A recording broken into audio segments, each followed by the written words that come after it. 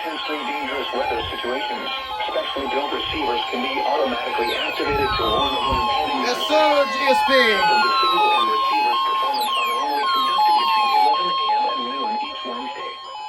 If there had been a threat of severe weather, the test would have been postponed until the next available good weather day. The section of this broadcast it puts you on alert mode. will be at any given location.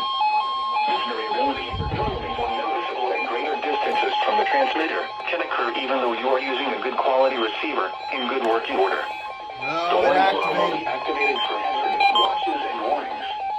For station WXL 70, broadcasting near Charlotte on a frequency of 162.475 megahertz, the warning alarm will be activated for the following counties: in North Carolina, Alexander, Anson, Cabarrus, Catawba, Cleveland, Gaston, Argyle, Lincoln, Mecklenburg, Montgomery, Richmond, Rowan, Stanley, and Union.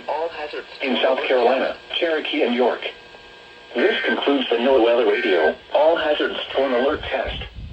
Now for the official National Weather Service forecast for Rock Hill and Vicinity. Well, it wasn't a perfect activation. Charlotte, North Carolina climate summary for yesterday. And August part of 1st, the reason, 2023.